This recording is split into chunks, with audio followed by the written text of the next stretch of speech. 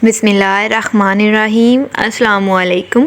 Welcome back to my channel easy cooking with Sadia. आज मैं आपके साथ बहुत ही ज़बरदस्त और बहुत ही खस्ता किस्म के केक रस की रेसिपी शेयर कर रही हूँ। बेकरी से हज़ार गुना बेहतर केक रस की रेसिपी मैं आज आपके साथ शेयर कर रही हूँ। अगर आपके पास अवन नहीं है तो आपको टेंशन लेने की कोई ज़रूरत नहीं। अवन के बगैर ही हम ये खस्ता से केक रस बनाकर तैयार करेंगे। बहुत ही अमेजिंग और उम्दा किस्म के ये केक रस आप घर पर बनाकर तैयार करेंगे। किसी को यकीन ही नहीं होगा कि ये केक रस आपने घर पर बनाकर तैयार किए हैं। तो चलें आज हम अपनी केक रस की रेसिपी बनाना स्टार्ट करते हैं। बहुत ही डिलीशियस किस्म के केक रस बनाना स्टार्ट करते हैं। अगर आपको मेरी आज की ये रेसिपी पसंद आए तो मेरी वीडियो को लाइक कर दें, चैनल को सब्सक्राइब कर दें और शेयर करना मत भूलें। तो केक रस बनाने के लिए सबसे पहले हम केक का बैटर बनाकर तैयार कर लेंगे। सबसे पहले मैं यहाँ पर एक बाउल लूँगी और बाउल के अंदर अंडे शामिल करूँगी। यहाँ पर मैं रूम टेम्परेचर वाले अंडे शामिल कर रही हूँ। आपने फ्रिज वाले ठंडे अंडे शामिल नहीं करने। अगर आपके पास फ्रिज वाले अंडे हैं तो आप उनको आधा घंटा पहले फ्रिज से बाहर निकाल कर रख दें, उसके बाद आप इनको यूज़ करें। तो मैं बाउल में 4 अदद अंडे शामिल करूँगी। तो जैसा कि आप देख सकते हैं मैंने 4 अदद अंडे बाउल के अंदर शामिल कर दिए हैं। अब मैं एक हैंड बीटर लूँगी और हैंड बीटर की मदद से अच्छे तरीके से अंडों को फेंट लूँगी। 1 से 2 मिनट के लिए आपने अच्छे तरीके से अंडों को फेंट लेना है। जैसा कि आप देख सकते हैं मैंने अच्छे तरीके से इनको फेंट लिया है। अंडों को अच्छे तरीके से फेंटने के बाद मैं इसके अंदर 1 कप से थोड़ी सी कम शुगर शामिल कर दूंगी। यहाँ पर मैं पाउडर शुगर का यूज़ कर रही हूँ। अगर आपके पास पाउडर शुगर नहीं है तो आप नॉर्मल शुगर को ग्राइंड कर उसका पाउडर शुगर बनाकर तैयार कर सकते हैं।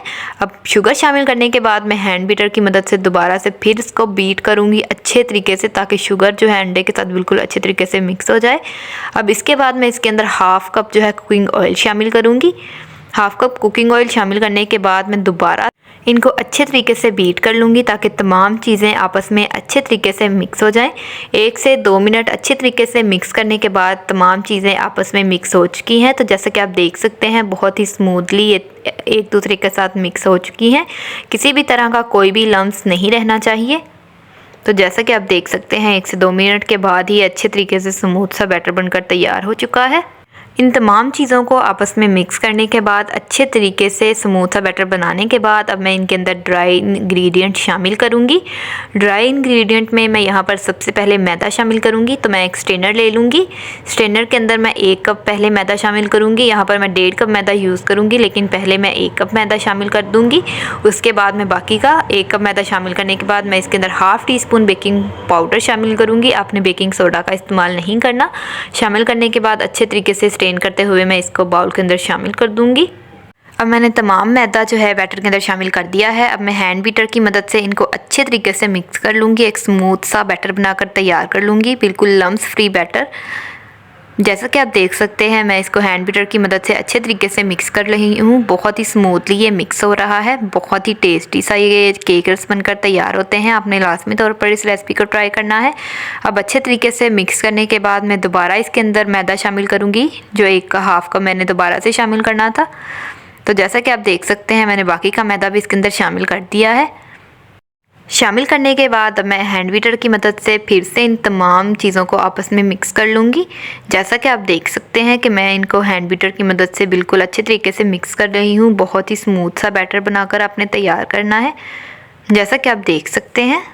अब मैं इसके अंदर half tea spoon vanilla essence शामिल करूँगी।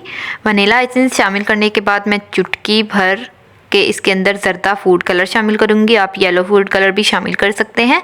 शामिल करने के बाद मैं दोबारा से इन तमाम चीज़ों को आपस में मिक्स कर लूँगी। येलो फूड कलर शामिल करने से बहुत ही अमेजिंग सा कलर आ जाता है, बिल्कुल वैसा ही जैसा कि हम मार्केट से केक रस लेके आते हैं वैसा ही कलर आता है। अब जो बाकी का मैदा बचा हुआ था हाफ़ कप, वो भी मैं इसके अंदर स्ट्रेन करके इसके अंदर शामिल कर दूँगी। अब शामिल करने के बाद मैं इसको अच्छे तरीके से दोबारा से मिक्स कर लूँगी और इसका एक स्मूथ सा बैटर बनाकर तैयार कर लूँगी। जैसा कि आप देख सकते हैं बहुत ही थिक सा बैटर इसका बनाकर हमने तैयार करना है। इस तरह की इसकी लेयरिंग बननी चाहिए, ये ज़्यादा पतला नहीं होना चाहिए। इसका केक रस का जो बैटर है वो थोड़ा सा थिक ही होना चाहिए। अब अच्छे तरीके से हमारा जो बैटर है वो बनकर तैयार हो चुका है। अब मैं इसको केक मोल्ड के अंदर शिफ्ट करूँगी। जब भी आप केक रस बनाएं तो आपने एक बात याद रखनी है कि इसकी कंसिस्टेंसी इस तरह की होनी चाहिए। इसको आपने थिक रखना है, ज़्यादा पतला नहीं करना। बिल्कुल ऐसे ही जिस तरह के मैंने बैटर बनाकर तैयार किया है। अब हम इसको केक मोल्ड के अंदर शिफ्ट कर देंगे। यहाँ पर मैंने एक केक मोल्ड लेकर उसके अंदर बटर पेपर लगाकर उसको पहले से ही तैयार करके रख लिया था। अब मैं तमाम बैटर जो है स्पैचुला की मदद से अच्छे तरीके से बाउल को साफ़ करते हुए इसके अंदर शामिल कर दूँगी। तो जैसा कि आप देख सकते हैं मैंने तमाम बैटर्स केक मोल्ड के अंदर शामिल कर दिया है। अब तो सारा बैटर केक मोल्ड के अंदर शामिल करने के बाद मैं अच्छे तरीके से इनको डैप डैप कर लूँगी। अच्छे तरीके से इसके अंदर जो हवा है उसको बाहर निकाल लूँगी। तो जैसा कि आप देख सकते हैं मैं डैप डैप कर रही हूँ। आपने भी इसी तरीके से करके इसके बबल्स ख़त्म कर देने हैं और इसकी सारी हवा को बाहर निकाल देना है। अब मैं स्पैचुला की मदद से इसको हिलाते हुए इसके तमाम बबल्स जो हैं वो ख़त्म कर दूँगी। जैसा कि आप देख सकते हैं मैंने इसको स्पैचुला की मदद से अच्छे तरीके से हिला लिया है और अच्छे तरीके से इसको प्लेन कर लिया है। अब हम इसको बेक होने के लिए रख देंगे। यहाँ पर मैंने एक कढ़ाई को पहले से ही प्री हीट होने के लिए रख दिया था। आपने वो वाली कढ़ाई लेनी है जो यूज़फुल नहीं है। तो मैं अब केक मोल्ड को इसके अंदर रख दूँगी। इसको आपने 35 से 40 मिनट के लिए दम वाली फ्लेम के ऊपर इसको बेक करना है। आपने इसको चेक करते रहना है कि कितना पक गया है। तकरीबन 40 से 50 मिनट के अंदर जो केक है वो अच्छे तरीके से बेक हो जाता है। अब 40 से यहाँ पर मुझे 40 से 45 मिनट लगे हैं इस केक को बेक करने में। अब मैं आपको दिखाती हूँ कि केक अच्छे तरीके से बेक हो चुका है कि नहीं। अब मैं एक छुरी लूँगी, इसको इसके अंदर इंसर्ट करूँगी और छुरी जो है वो बिल्कुल साफ़ आई है। इसका मतलब यह है कि केक अच्छे तरीके से बेक हो चुका है। अब मैं छुरी की केक को बाहर निकाल लूँगी।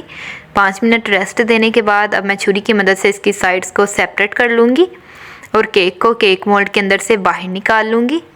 तो जैसा कि आप देख सकते हैं मैंने इसकी तमाम साइड्स जो हैं वो अलग कर ली हैं। अब तमाम साइड्स को अलग करने के बाद अब मैं केक को केक मोल्ड से बाहर निकाल लूँगी। अब मैं एक प्लेट लूँगी और प्लेट के अंदर केक को बाहर निकाल लूँगी। तो जैसा कि आप देख सकते हैं मैंने केक को बाहर निकाल लिया है। अब मैं इसका बटर पेपर सेपरेट कर दूँगी।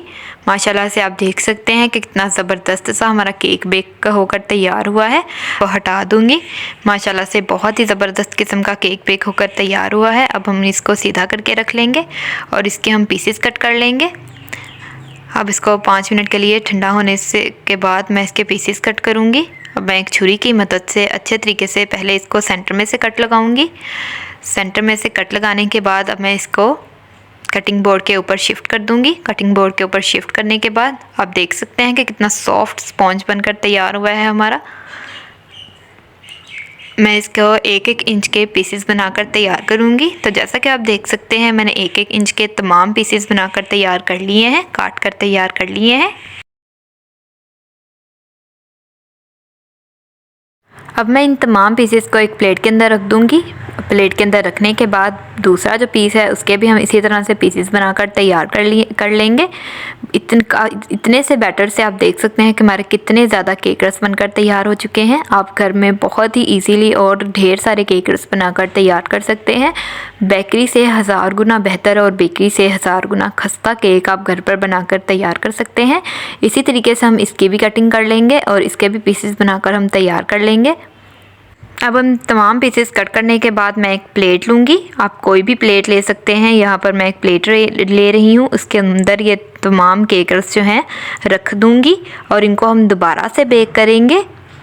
जब आप इनको दोबारा बेक करेंगे तो बहुत ही क्रिस्पी और बहुत ही क्रंची से ये केकर्स बनकर तैयार हो जाएंगे। तो जैसा कि आप देख सकते हैं मैंने तमाम केकर्स जो हैं इस ट्रे के अंदर शिफ्ट कर दिए हैं। जितने पूरे आते हैं आप उतने ही रख सकते हैं। अगर आपके पास बड़ी है तो आप बड़ी भी ले सकते हैं, उसके अंदर आप काफ़ी सारे रखकर बेक कर सकते हैं। अब मैं दोबारा से उसी कढ़ाई के अंदर रखकर इनको बेक करूंगी। 20 मिनट के लिए मैं एक साइड से बेक करूंगी और 20 मिनट के लिए मैं दूसरी साइड से बेक करूंगी। और फ्लेम आपने दम वाली रखनी है। फ्लेम को आपने हाई नहीं करना। अगर आपने फ्लेम को हाई किया तो जो केकर्स हैं वो जल जाएंगे। 20 मिनट एक तरफ से बेक करने के बाद अब मैं इनकी साइड्स को चेंज कर रही हूँ। इसी तरह आपने एक चमचा की मदद से इन तमाम केकर्स की साइड्स को चेंज करना है और 20 मिनट के लिए दोबारा से इनको बेक होने के लिए रख देना है। और इसी तरह से हमने तमाम केकर्स जो हैं वो बेक कर तैयार कर लेने हैं। आप देख सकते हैं कि कितने ज़बरदस्त, कितने क्रंची और कितने डिलीशियस ये से ये केक रस बनकर तैयार हुए हैं। बिल्कुल बेकरी जैसे, बेकरी से भी 1000 गुना बेहतर ये केक रस बनकर तैयार हुए हैं और थोड़े से ही बैटर से ये काफ़ी सारे केक रस बनकर तैयार हो जाते हैं। आपने लाजमी तौर पर इन केक रस की रेसिपी को घर में लाजमी तौर पर ट्राई करना है और मुझे फ़ीडबैक लाजमी देना है। इसी के साथ हमारी आज की रेसिपी यहाँ पर ख़त्म होती है। अपना ख्याल रखें और मुझे अपनी दुआओं में याद रखें। अल्लाह हाफिज़।